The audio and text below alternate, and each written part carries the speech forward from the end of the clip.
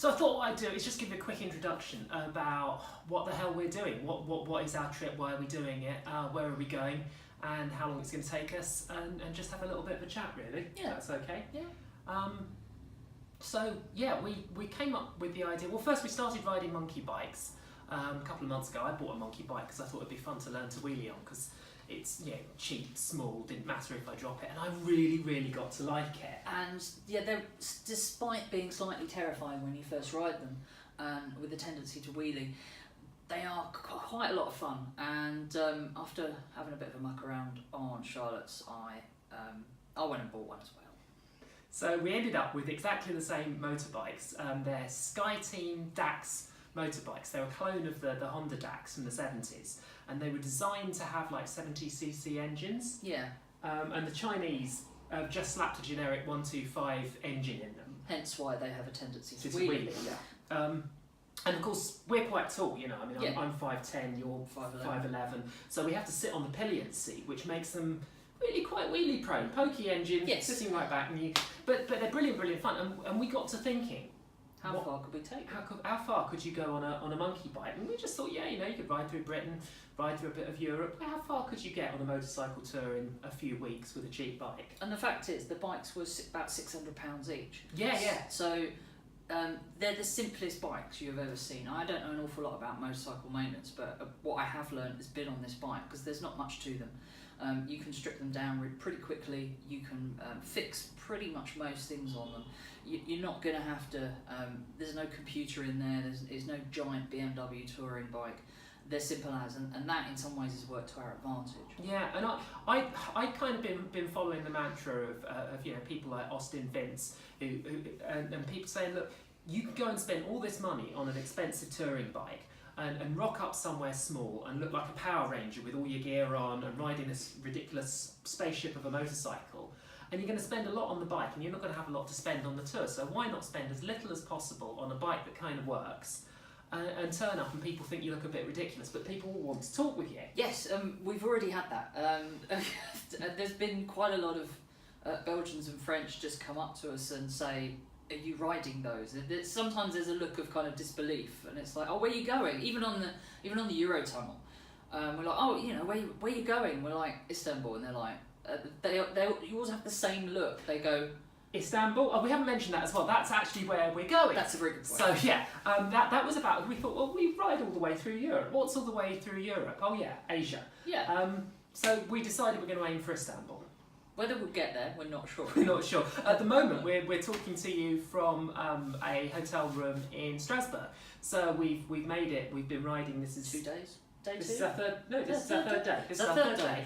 And we've put away at least 150 miles a day so far. Yep. And we're in Strasbourg. The weather has been atrocious so far. Oh my god, the weather has been so bad. So I'm used to riding a big adventure bike. I ride a Triumph 1200 Explorer, which is lovely. It's got a big screen, it's got a heated seat, heated grips. I wear all the textiles, and we're wearing sort of summer touring kit for really hot climates, because we're going somewhere hot. Yeah. And we hadn't banked on it being quite so cold and wet, and I've been wet. It's been, you've been very wet. It's been bloody chilly the past couple of days, and windy. The winds was the other thing that, of course, being the high, people who like to plan things as we do, we got luggage, and it was totally untested on the bike when we put it on. So and we suddenly found out that they're great panniers. The SW Motorstick are amazing. They're waterproof.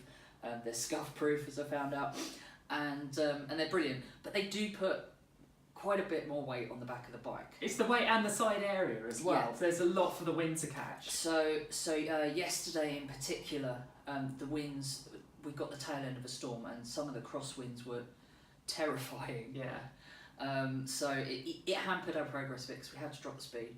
And the weather was atrocious yesterday. It was a bit wet today, but it was better. It was okay. And there was some beautiful scenery. Yeah, and we're hoping there's going to be more of that. So our overall aim is, week 1, we want to get to Trieste, which is kind of just at the top bit of the Adriatic, the end bit of Italy. At the end of week 2, we would pretty much like to be kind of at the end of the Adriatic, Albania maybe. Yeah. Not entirely sure. Maybe into Greece. Maybe into Greece, yeah.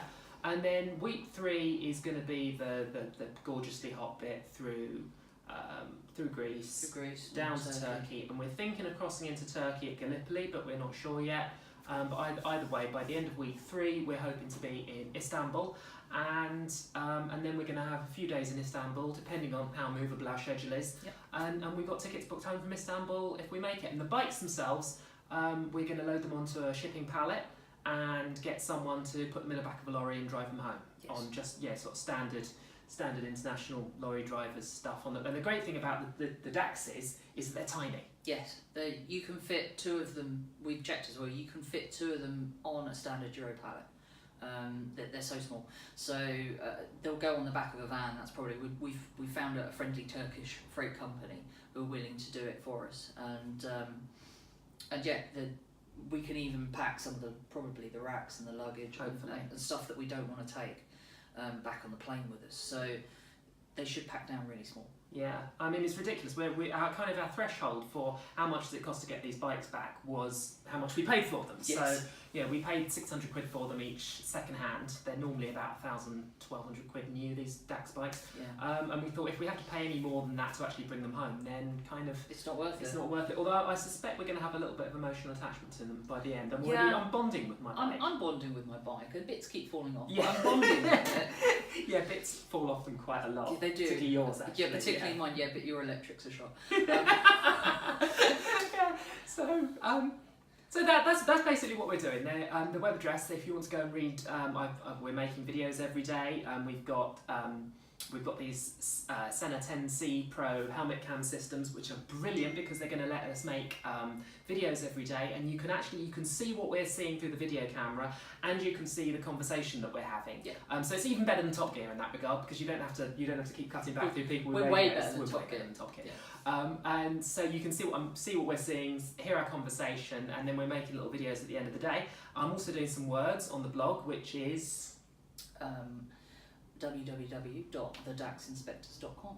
And so you can see that, and there's social media everywhere that you can follow us on Instagram. Claire is Cleftorama, and I am Hardtail Chop.